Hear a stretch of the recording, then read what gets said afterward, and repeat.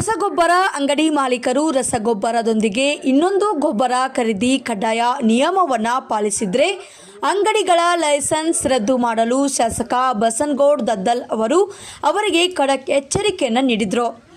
ಆರ್ಎಪಿಎಂಸಿ ಸೇರಿ ಇತರೆ ಸಹಕಾರ ಸಂಘಗಳಿಂದ ರೈತರಿಗೆ ವಿತರಣೆ ಮಾಡುವ ರಸಗೊಬ್ಬರಗಳನ್ನು ಒಂದು ಕಂಪನಿಯ ರಸಗೊಬ್ಬರ ಖರೀದಿ ಮಾಡಿದರೆ ಮತ್ತೊಂದು ರಸಗೊಬ್ಬರ ಕಡ್ಡಾಯವಾಗಿ ಖರೀದಿ ಮಾಡಬೇಕೆಂಬ ನಿಯಮ ಇಲ್ಲದಿದ್ದರೂ ಕೂಡ ರೈತರಿಗೆ ಅದನ್ನು ಖರೀದಿಸುವಂತೆ ಹೇಳುತ್ತಿದ್ದು, ಇದರಿಂದಾಗಿ ರೈತರಿಗೆ ಹೊರೆಯಾಗುತ್ತಿದೆ. ಇಂತಹ ನಿಯಮ ಮಾಡುತ್ತಿರುವವರಿಗೆ ನೋಟಿಸ್ ಅನ್ನು ನೀಡಿ ಲೈಸೆನ್ಸ್ ರದ್ದು ಮಾಡಬೇಕು. ಇಲ್ಲದಿದ್ದರೆ ಕೃಷಿ ಇಲಾಖೆಯ ಅಧಿಕಾರಿಯನ್ನೇ ಅಮಾನತು ಮಾಡಬೇಕಾಗುತ್ತದೆ ಎಂದು ಗ್ರಾಮೀಣ ಶಾಸಕ ಬಸನಗೌಡ ದದ್ದಲ್ ಅವರು ಕೃಷಿ ಇಲಾಖೆಯ ಅಧಿಕಾರಿಗಳಿಗೆ ಖಡಕ್ ಎಚ್ಚರಿಕೆಯನ್ನು ನೀಡಿದರು. ನಗರದ ತಾಲೂಕು ಪಂಚಾಯತ್ ಸಭಾಂಗಣದಲ್ಲಿ ತ್ರೈಮಾಸಿಕ ಕೆಪಿಡಿ ಸಭೆಯಲ್ಲಿ ಅಧ್ಯಕ್ಷತೆಯನ್ನು ವಹಿಸಿ ಅವರು ಮಾತನಾಡಿದರು. ತಾಲೂಕಿನಲ್ಲಿರುವ ಆರ್ಎಪಿಎಂಸಿ ಮತ್ತು ಇತರೆ ಸಹಕಾರ ಸಂಘಗಳಿಂದ ಗೊಬ್ಬರ ವಿತರಣೆ ಮಾಡುತ್ತಿದ್ದು, ರೈತರು ರಸಗೊಬ್ಬರ ಖರೀದಿ ಮಾಡುವ ವೇಳೆ ಒಂದು ಕಂಪನಿಯ ರಸಗೊಬ್ಬರ ಖರೀದಿ ಮಾಡಿದರೆ ಅದಕ್ಕೆ ಮತ್ತೊಂದು ಬೇರೆ ರಸಗೊಬ್ಬರ ಅಟ್ಯಾಚ್ ಮಾಡಿ ಖರೀದಿ ಮಾಡಬೇಕೆಂಬ ನಿಯಮವಿಲ್ಲ.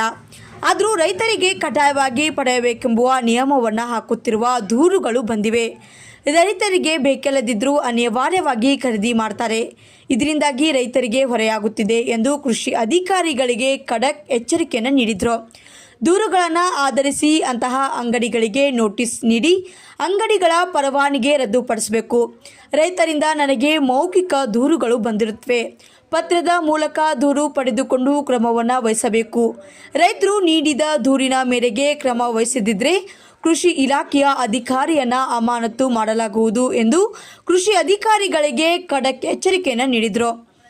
ಇನ್ನು ರೈತರಿಗೆ ಕನಿಷ್ಠ 5 ಚೀಲ ರಸಗೊಬ್ಬರ ನೀಡಬೇಕು. 2 ಚೀಲ ನೀಡಿದರೆ ಸಾಕಾಗುವುದಿಲ್ಲ. 5 ಎಕರೆ ಇರುವ ಸಾಕಷ್ಟು ರೈತರು ಆರ್ಎಪಿಎಂಸಿಗಳಿಗೆ ಬರುತ್ತಾರೆ.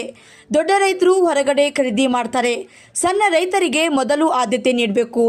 ತಾಲೂಕಿನ ರೈತರಿಗೆ ರಸಗೊಬ್ಬರ ಕೊರತೆಯಾಗದಂತೆ ದಾಸ್ತಾನು ಮಾಡಿಕೊಳ್ಳಬೇಕು. ತ್ರೈಮಾಸಿಕ ಖೇಡಿಕಾ ಸಭೆಯಲ್ಲಿ ಕೃಷಿ ಅಧಿಕಾರಿಗಳಿಗೆ ಖಡಕ್ ಎಚ್ಚರಿಕೆಯನ್ನು ನೀಡಿದರು. ಈ ಸಂದರ್ಭದಲ್ಲಿ ತಾಲೂಕು ಮಟ್ಟದ ಎಲ್ಲ ಅಧಿಕಾರಿಗಳು ಉಪಸ್ಥಿತರಿದ್ದರು. ವರದಿಗಾರರು Veeranagouda Garaldinni, Indian Public TV Kannada, Vijayapura.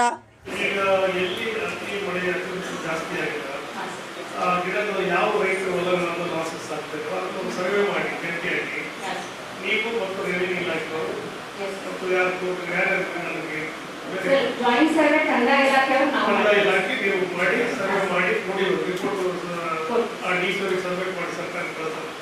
ಯಾಕಂದ್ರೆ ಎಲ್ಲ ಕಡೆ ಲಾಸಸ್ ಆಗಿರ್ತಂದ್ರೆ ಅವ್ರಿಗೆ ಪರಿಹಾರ ಅನುಕೂಲ. ಆಮೇಲೆ ಕೆಲವು ಈ ವಾಡಿಕೆಗಿಂತ ಕೆಲವು ಊರುಗಳಲ್ಲಿ ಸ್ವಲ್ಪ ಮಳೆ ತಿಳಿಬೇಕು. ಅಲ್ಲಿ ಏನಾದ್ರೂ ಲಾಸಸ್ ಆಗಿದೆ ನೋಡಿ, ಅಲ್ಲಿ ಏನಾಗಿಲ್ಲ. ಮಳೆ ಕೊರತೆಯಿಂದ ಲಾಸಸ್ ಎಲ್ಲೂ ರಿಪೋರ್ಟ್ ಆಗಿದೆ ಬಟ್ ನೀವು ಹೇಳಿದ ಸ್ವಲ್ಪ ಜಾಸ್ತಿ ಮಳೆಯಿಂದ ಪ್ರಾಬ್ಲಮ್ ಆಗಿದೆ ಸರ್. ನಾವು ವಿಸಿಟ್ ಮಾಡ್ತಾ ಇದ್ದೀವಿ. ಅದೇನಾದ್ರೂ ಈ ರೀತಿ ಮಾಡ್ಬಿಟ್ಟು ರಿಪೋರ್ಟ್ ಸಬ್ಮಿಟ್ ಮಾಡ್ತೀವಿ. ನಮ್ದು ಏನಾಗ್ತಿತ್ತು ಅಂತಂದ್ರೆ ಗ್ರೌಂಡ್ ಸ್ಟಾಕ್ ಇರ್ತಿತ್ತು ಸರ್. ಬಟ್ ಲಾಸ್ಟ್ ಇಯರ್ ಬಹಳ ಒಳ್ಳೆ ಸೀಸನ್ ಆಯ್ತು ಸರ್ ನಮ್ಗೆ.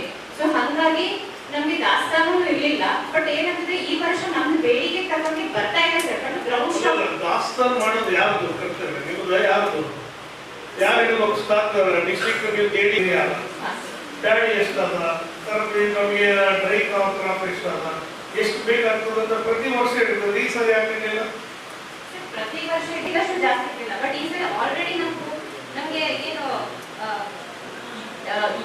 ಪ್ರಾಬ್ಲಮ್ ಆಗಿರೋದು ಬರೀ ಯೂರಿಯಾ ಅಷ್ಟೇ ಸರ್. ಬೇರೆ ಯಾವುದೋ ಪೋಷಕಾಂಶಗಳ ಸಮಸ್ಯೆ ಆಗಿಲ್ಲ.